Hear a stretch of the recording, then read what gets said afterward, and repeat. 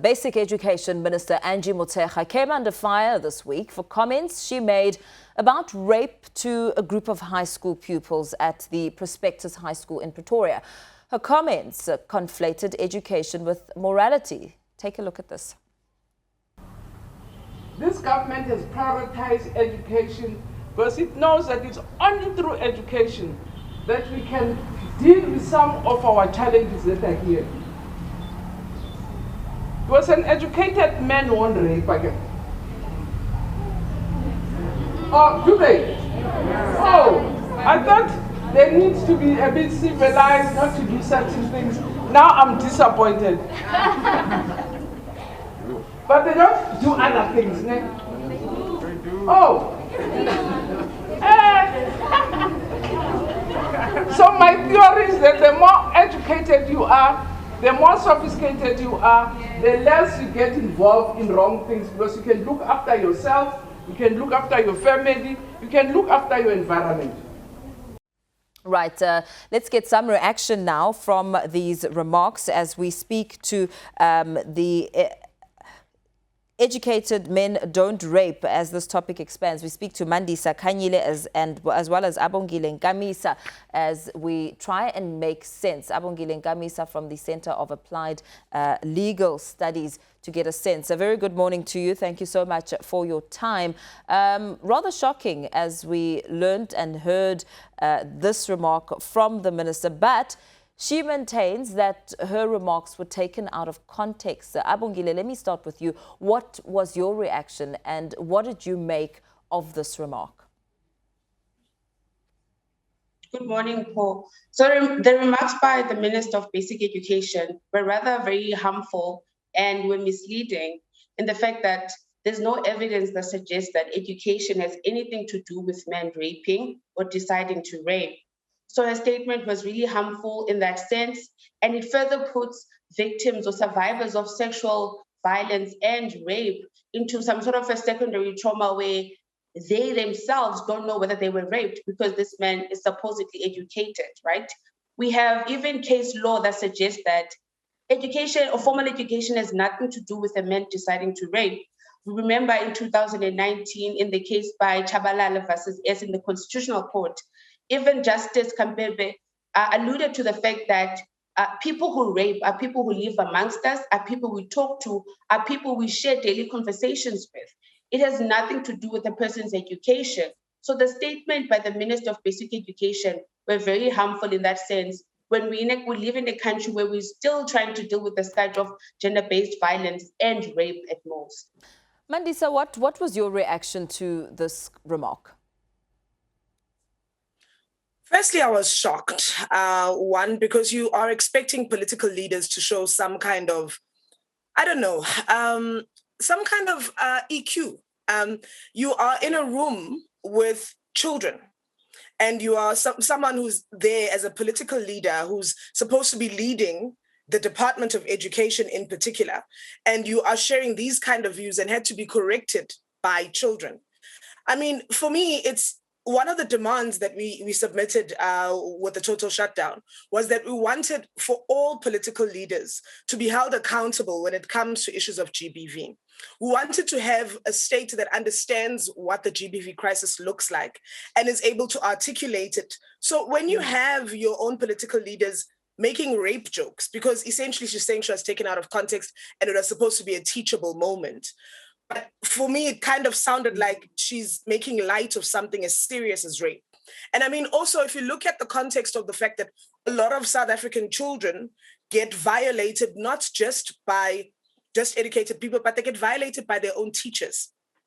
What kind of messaging is that portraying? So it just brings about the fact that we need to have proper training, GBV training, sensitization training for people within leadership positions, for people that are especially on the front line and addressing young people this way, so that we can actually give them insight as to how to handle these kind of situations. I think it was an eye-opener for a lot of people because it means that there's something lacking in terms of our education around what does gender-based violence look like, especially rape. It's not that guy in the park who's looking creepy. It can be your uncle, it can be your brother, it can be your school teacher, it can be your pastor, it can be the professor of your university, it can be anyone. And I think that's the kind of messaging we want to see. So I think it's important that, one, she needs to issue an apology. And I think that all senior management within the Department of Education does need to go for GBV training, because clearly there's need. Now, as we try and make sense of the impact of this comment and the damage, potential damage that it has made, what about the other side of what the word educated means? I mean, Abongile, you spoke about formal education having nothing to do at all with rape, which is a serious crime and a violation. But what if we go into defining the word educated in a sense that it means that perhaps it's not formal education, but you are more informed when it comes to understanding the laws regarding what rape is and what rape isn't. Does that weigh? Is that something that stands with some sort of substance when you try and contextualize it in that regard? Perhaps, Abongile, let me get reaction from you. Sorry, I didn't catch you quite well. Okay, I was trying to perhaps look at the other side of the minister saying that she was taken out of context and understanding what the word educate means. Is it formal education, or are we talking about education in a sense that somebody who has better knowledge of what rape is, what a violation is, and what impact it has on a certain person? Well, the minister was speaking at a high school, in a public high school, making an address, right? And she further says that she thought that educated men are supposed to be sophisticated. You know, they're supposed to stay out of trouble, right? Which is wrong. She's speaking about a formalized type of education that if you go on into higher education, then your chances of raping are less likely to happen, right? And this is what we're actually speaking out against, that this is not factually correct. And in fact, Minister, what you're doing is very harmful, right? Because we have seen in higher institutions of education that rape happens all the time. We had the former Minister of Higher Education, Minister Pando, saying that she formed a task team to specifically respond to this type of violation. When the minister says that she was taken out of context, it doesn't really relate to what she was actually saying, because she was saying to the kids that get an education, go to a university, and then your chances to rape are less likely to happen, which is totally incorrect, right? She was not speaking about people learning and understanding what happens when a person rapes, or learning and understanding what it means for someone to consent to something happening to them. So her saying that she was taken out of context is clearly incorrect in that context, right? Mm-hmm. And Mandisa, what do you make of, being taken out of context and perhaps trying to differentiate between what education means? Is it formal, or is it education in a sense that somebody is better informed? Look, I think let's not get into the semantics around what does more educated look. I think that statement was, it was a scapegoat type situation. It was not taking accountability. It wasn't speaking to the issue. It was talking about rape as power. And I'm like, you didn't speak about power dynamics when you made that statement. You spoke about men being sophisticated and sophisticated men not raping. So I think it was basically just showing a lack of accountability, trying to make excuses for what was said and not taking ownership. So what we want to see is an apology, taking ownership, showing understanding of how harmful those kind of comments can be, especially on young minds that can be easily influenced. And yeah, being taken out of context, I really don't think we should be entertaining that, because why are you even making such comments in the first place? Why are you putting yourself in a position to be taken out of context when speaking about rape to children? And Abongile, I'll take this question to you.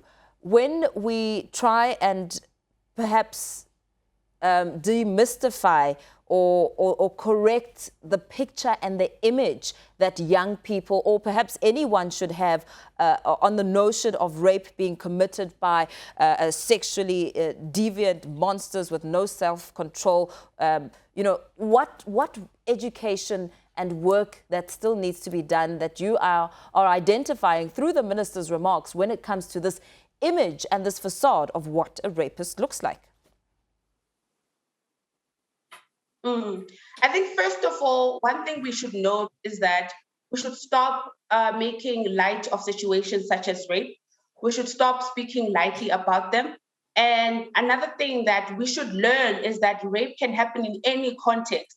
It can happen to anyone, right? And it can happen at any setting.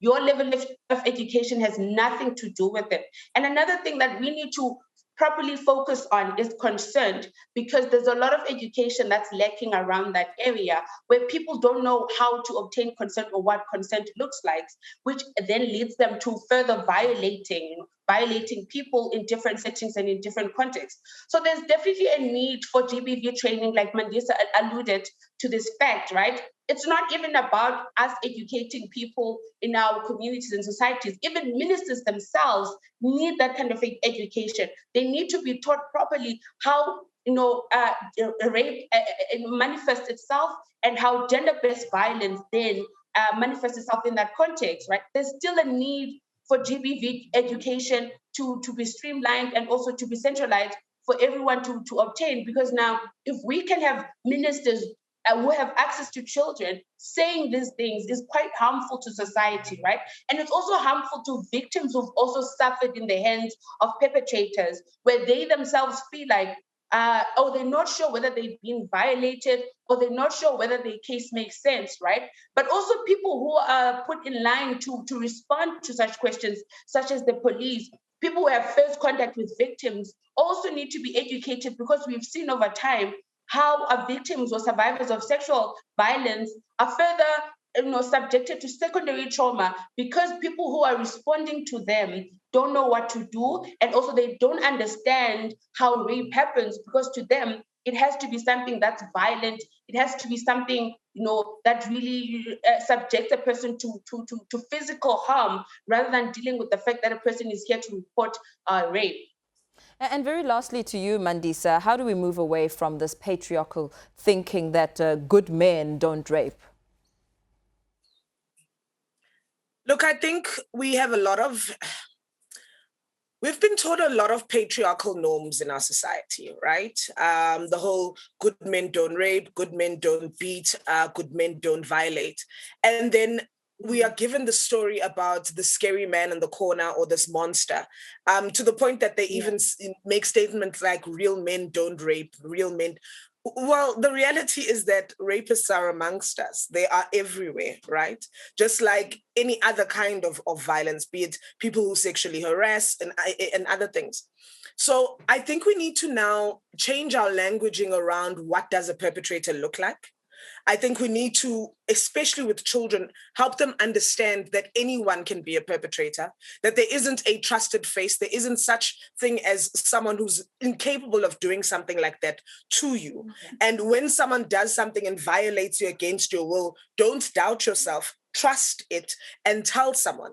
That's the kind of messaging we really need to have. I think we need to really focus now on having a comprehensive social behavioral change program in this country that really changes these kind of norms that we've now internalized. And I mean, it can be, we can use the generational gap as an excuse that, of course, she's an older woman, she may have been taught this, and so it's very difficult for her to unlearn.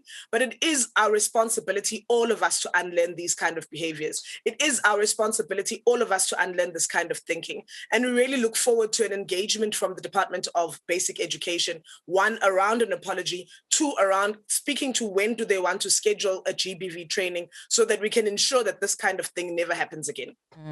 Thank you so much for your time and sharing your insights and certainly powerful information there. Mandisa Khanyile from the Call to Action Collective and Abongile Nkamisa from the Center of Applied Legal Studies. We reached out to the Department of Basic Education and they have not responded to our requests.